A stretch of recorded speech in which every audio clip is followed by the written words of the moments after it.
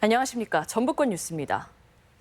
지난밤 잠 못 드셨을 텐데요. 20세 이하 우리 축구대표팀 결과는 아쉬웠지만 참 잘 싸웠습니다. 거리에서 극장에서 또 호프집에서 도민들도 크고 작은 응원의 함성으로 선수들의 선전에 힘을 보탰습니다. 한범수 기자가 다녀왔습니다. 20세 이하 태극전사들의 마지막 승부. 시민들에겐 길거리가 경기장이었습니다. 주심의 휘슬보다 먼저 폴란드 현지를 방불케 하는 뜨거운 응원전이 밤 공기를 가릅니다. 전반 시작 3분 만에 간단하던 우크라이나의 골문이 열리면서 광장은 흥분의 도가니로 빠져듭니다. 재치 있게 골키퍼 속여가지고 막 골 넣었잖아요. 너무 멋있었어요. 사랑합니다. 반격에 나선 상대팀의 만회골 장면에선 안타까운 탄식이 흘러나옵니다. 굉장히 잘하고 있는데 안타깝게 한 골 먹어서 동점이지만 후반전에 더 잘해가지고 꼭 우승했으면 좋겠습니다. 밤을 잊은 뜨거운 응원전은 시내 호프집에서도 이어졌습니다. 우리 팀 골키퍼의 기막힌 선방엔 함께 환호하고 상대팀 골대를 맞는 브루넨 함께 아쉬워합니다. 계속된 우크라이나의 역습에 막바지 우승의 문턱을 넘어서진 못했지만 희망을 받기에 자랑스러웠습니다. 2등에도 다들 기억하고 있으니까 마음 실망하지 않았으면 좋겠어요. 감사합니다. 다음 월드컵도 또 기대가 되고요. 16강, 8강, 4강 중요한 게 아니라 항상 최선을 다했으면 좋겠습니다.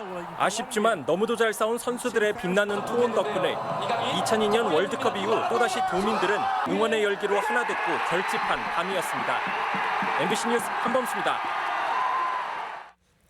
명의를 도용한 휴대전화 사기 사건이 잇따르고 있습니다. 사업하는데 이름만 빌리겠다고 접근해 개통한 휴대전화를 되파는 수법인데요. 순진한 사회 초년생들이 피해를 보고 있습니다. 허현우 기자입니다. 전주의 한 휴대폰 대리점입니다. 20대 여성이 직원에게 설명을 들은 뒤 안내에 따라 서류에 서명을 합니다. 값은 136만 원짜리 2개, 그다음에 인터넷 2개거든요. 일단은 어차피 없으면 일단 우리 있는 주에 일단 받아주고. 고등학교를 갓 졸업한 20살 홍모 씨는 휴대전화와 인터넷 상품 8개 동시에 가입했습니다. 사업에 필요하니 요금을 내주는 대신 명의만 빌려달라는 지인의 부탁 때문이었습니다. 하지만 홍 씨의 지인은 개통된 휴대전화와 인터넷 상품을 다른 사람에게 팔아치웠고 홍 씨는 2천여만 원에 이르는 빚을 모두 떠안게 됐습니다. 신용불량도 됐고 직장도 완만하게 다닐 수도 없고 자기 통장도 쓸 수 없고 그러니까 지금 애가 자포자기 그래서 정신적인 그 치료도 지금 상담 중이거든요. 이 같은 휴대전화 사기는 끊이질 않고 있는데 지난 2017년 청주에서는 대학 신입생 등 130여 명의 명의로 개통한 스마트폰을 팔아 6억 원을 챙긴 판매점 사장이 구속됐고 대전에서도 같은 수법으로 1억 2천여만 원을 챙긴 대리점 종업원이 붙잡히기도 했습니다. 있는 사람들한테 좀 많이 당하세요. 요금을 다 내줄 테니까 이것만 개통해달라. 이런 경우는 방지할 수가 있는 거죠. 신분증 사진을 안 보내고 가입 제한을 걸어두면. 한편 홍 씨 측은 지인과는 합의해 죄를 묻지 않기로 했지만 상황을 알면서도 계약을 방치한 대리점주는 검찰에 고발하기로 했습니다. MBC 뉴스 허연호입니다. 정부가 수소버스를 적극 육성하기로 하면서 국내 버스 생산의 거점인 현대차 전주 공장이 주목받고 있습니다. 하지만 너무 비싼 가격에 지자체와 업체의 부담이 만만치 않아 본격적인 주문과 양산에는 시일이 걸릴 전망입니다. 유룡 기자입니다. 일주일 전 창원에서 열린 환경의 날 기념식. 문재인 대통령이 현대차 전주 공장이 생산한 국내 1호 수소 시내버스에 탑승합니다. 두 차례 시범 생산을 거쳐 양산 모델로는 처음 선보인 수소로 달리는 노선버스입니다.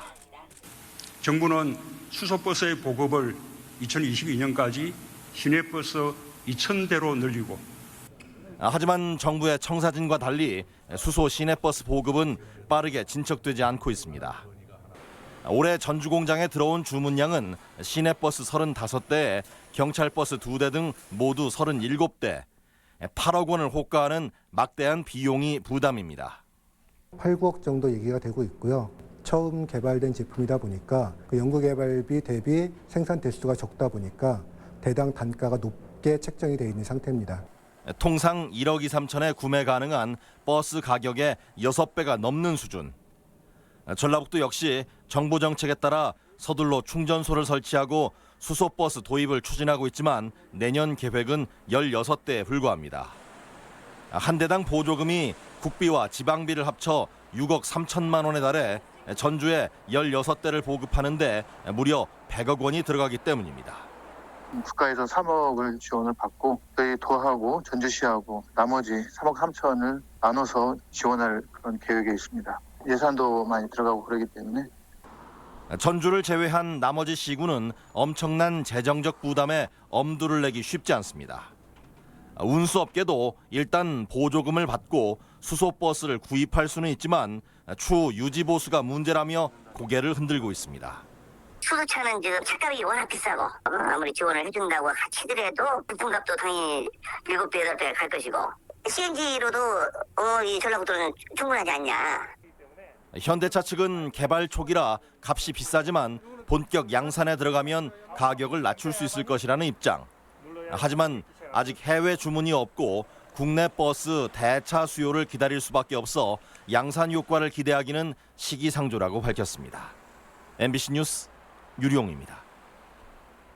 돈에서 올해 첫 지진이 발생했지만 별다른 피해는 보고되지 않았습니다.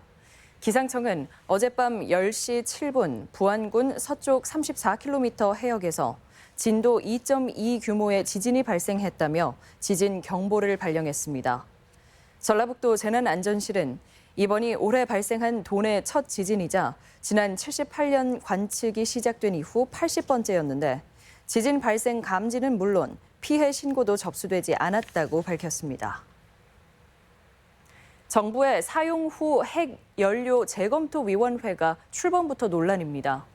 성경찬 도의회 한빛원전 특위 위원장은 정부가 최근 출범한 사용 후 핵 연료 처리 재검토 위원회는 지역 주민 등을 배제시켜 대표성을 인정할 수 없다고 비판했습니다.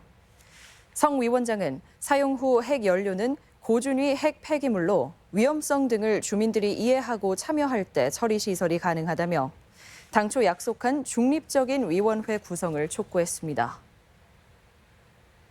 지역 연구개발 사업의 원활한 추진을 위한 전문 인력 지원 방안이 추진됩니다. 국회 이춘석 의원은 지역의 과학기술 촉진을 위해 5년마다 수립하도록 한 종합계획에 관련법 개정안을 발의했습니다. 전북권 뉴스였습니다.